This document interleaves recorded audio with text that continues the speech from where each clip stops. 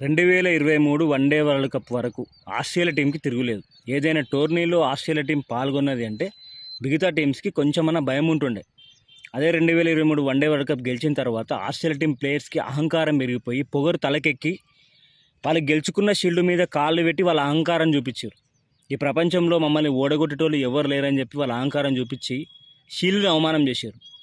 అదే 2024 T20 world కప్లో భారత్ రోహిత్ శర్మ క్యాప్టెన్సీలో అద్భుతమైన విజయం సాధించి టీ20 వరల్డ్ కప్ను గెలుచుకున్న తర్వాత షీల్డ్ని గౌరవించి రోహిత్ శర్మ తన తలని భూతల్లికి నమస్కారం చేసి చిన్న మట్టి ముక్కని తీసుకొని వదిలేసుకున్నాడు.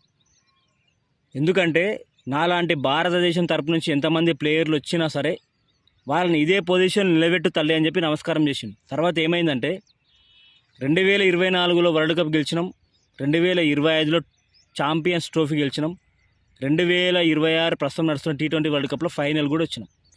మరి అహంకారాన్ని చూపించిన ఆస్ట్రేలియా టీం ఏంటంటే 2024లో మనం కూడా కొట్టినాం, 2026 ప్రస్తుతం నడుస్తున్న టీ20 వరల్డ్ కప్లో క్వార్టర్ ఫైనల్ కూడా రాలే. చిన్న చిన్న టీంలు ఓడగొట్టినాయి. ఎప్పటికైనా సరే అహంకారం పనిచేయదు.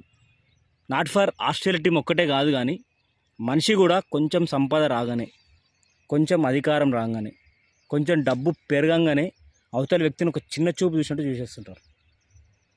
నేనే అతనికన్నా గొప్ప వ్యక్తిని అని చెప్పి చాలా అహంకారం చూపిస్తుంటారు. ఎప్పటికైనా గుర్తుపెట్టుకో, అహంకారం ఎప్పటికీ పనిచేయదు.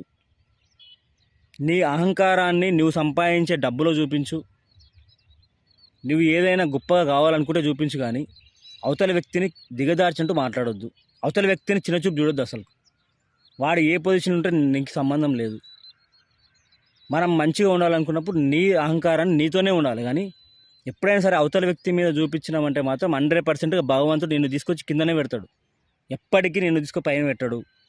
అహంకారం ఎంతసేపు నడుస్తుందో అంతవరకే ఉంటుంది, కానీ మళ్ళీ చెప్తున్నా, గుర్తుపెట్టుకో, నిన్ను ఏ నుంచి తీసుకురావాలనుకుని ఆన్నే పెడతాడు.